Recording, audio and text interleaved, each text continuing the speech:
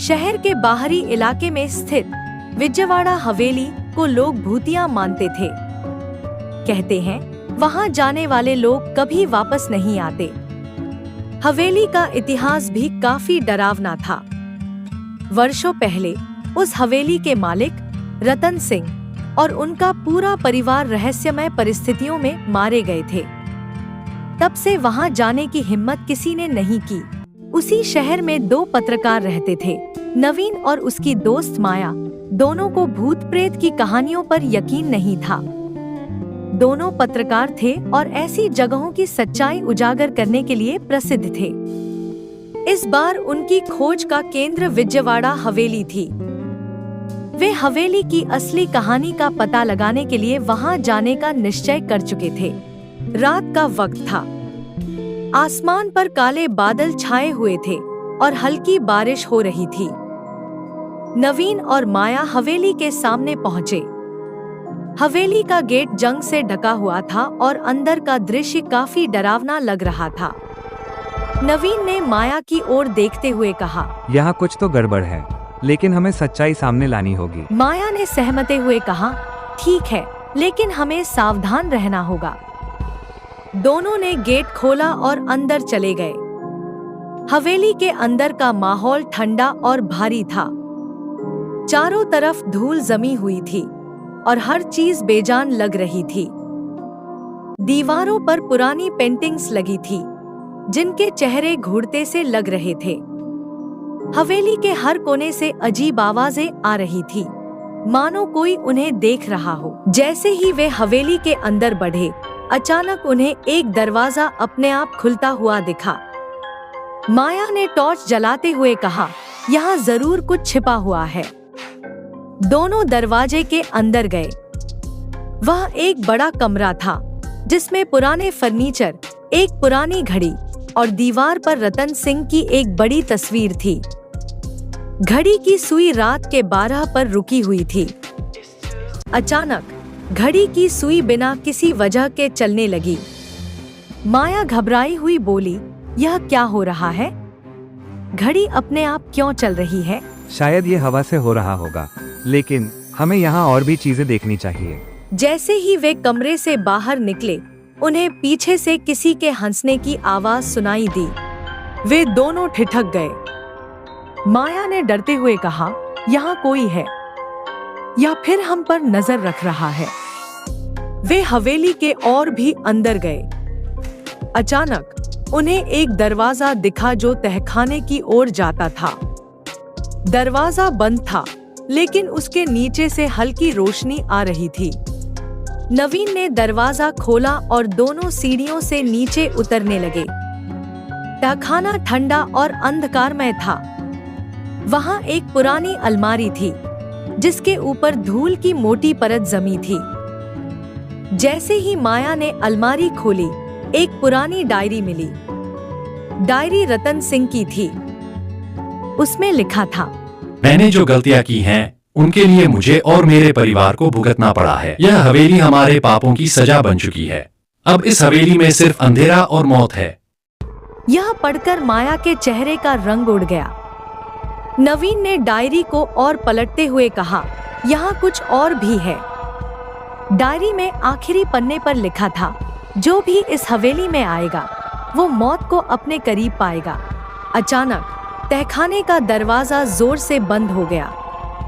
दोनों ने उसे खोलने की कोशिश की, लेकिन दरवाजा जाम हो चुका था। तभी उनके पीछे से एक आवाज आई, तुम लोग यहाँ से जिंदा वापस नहीं जाओगे। दोनों मुड़े और देखा कि एक काला साया धीरे धीरे उनकी ओर बढ़ रहा था।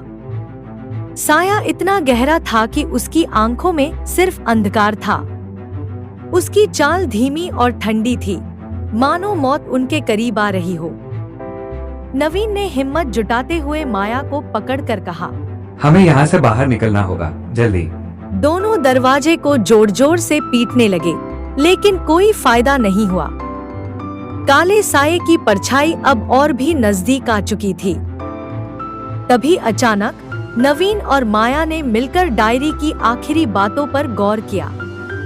नवीन ने कहा, ये साया शायद रतन सिंह की आत्मा है। जो अपने गुनाहों की सजा भुगत रही है। हमें उसे उसकी गलती माफ करनी होगी। माया ने कांपते हुए कहा, क्या हम उसे माफ करके इस साये से बच सकते हैं? नवीन ने दीवार पर लगी रतन सिंह की तस्वीर की ओर इशारा किया और कहा, हमारे पास और कोई रास्ता नहीं है, हमें सच्चाई को कबूल करना होगा। दोनों ने तस्वीर के सामने खड़े होकर कहा, रतन सिंह, हम तुम्हें माफ करते हैं। तुम्हारे पापों की सजा मिल चुकी है, अब हमें छोड़ दो। तभी अचानक हवेली में तेज हवा चलने लगी। काले साये की परछाई धीरे धीरे गायब हो गई। दरवाजा जोर से खुला और रोशनी अंदर आने लगी। नवीन और माया ने चैन की सांस ली। वे तेजी से बाहर निकले, लेकिन जब उन्होंने पीछे मुड़कर देखा तो हवेली फिर से खामोश हो चुकी थी, मानो वहां कुछ हुआ ही न हो। वे अपनी गाड़ी में बैठे और जैसे ही इग्निशन चालू किया, गाड़ी का रेडियो अपने आप चालू हो गया। उसमें से वही हंसने की आवाज आने लगी जो उन्होंने पहले हवेली में सुनी थी। माया ने डरते हुए रेडियो बंद करने की कोशिश की, लेकिन रेडियो बंद नहीं हुआ। फिर एक धीमी, डरावनी आवाज गूंजने लगी, तुमने सोचा कि मुझसे बच जाओगे? तुम्हें माफी देने का अधिकार किसने दिया? ये खेल अभी खत्म नहीं हुआ। नवीन और माया दोनों के चेहरे पर हवाइयां उड़ने लगी। उन्होंने गाड़ी तेजी से चलानी शुरू की, लेकिन सड़क के मोड़ पर अचानक गाड़ी रुक गई। सामने वही काला साया खड़ा था, जिसकी आंखें अब चमक रही थी। साया अब हवेली तक सीमित नहीं था, वह उनके साथ था। अचानक माया को एक पुरानी बात याद आई। उसने नवीन से कहा, शायद रतन सिंह की आत्मा ही इस सब के पीछे नहीं है। क्या हुआ अगर ये आत्मा हमसे कुछ कहना चाहती है? माया ने डायरी के पन्नों को फिर से पढ़ना शुरू किया और उसमें एक अजीब बात देखी, एक गुप्त पन्ना जिसमें लिखा था कि रतन सिंह को खुद उसके सेवक ने धोखा दिया था और उसकी मौत असली साजिश थी। माया ने चिल्लाते हुए कहा, ये आत्मा हमें उस सच्चाई तक पहुंचाने की कोशिश कर रही है जो अब तक छिपी हुई थी। तभी हवेली के अंदर अचानक तेज रोशनी फैल गई और काले साये की आंखें और भी चमकने लगी। वह तेजी से गाड़ी की ओर बढ़ने लगा, लेकिन नवीन ने तेजी से एक राख निकाला जो उसकी दादी ने उसे दिया था। दादी ने बताया था कि यह राख बुरी आत्माओं को शांत करने की शक्ति रखता है।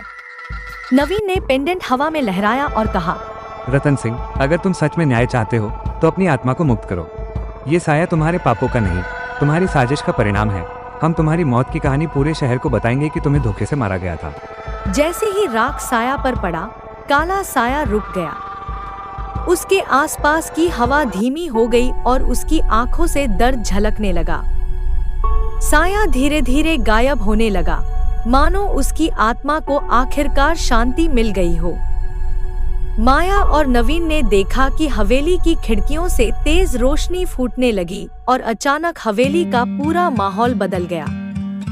हवेली अब भूतिया नहीं रही, वह अब शांत और सजीव महसूस हो रही थी। नवीन और माया ने हवेली के दरवाजे को पीछे छोड़ा और गाड़ी में बैठ गए। इस बार रेडियो बंद था, कोई अजीब आवाज नहीं थी। नवीन ने मुस्कुराते हुए कहा, शायद हम एक आत्मा को उसकी शांति तक पहुंचा आए हैं। दोनों ने गाड़ी स्टार्ट की और विजयवाड़ा हवेली को पीछे छोड़ते हुए वहां से निकल गए।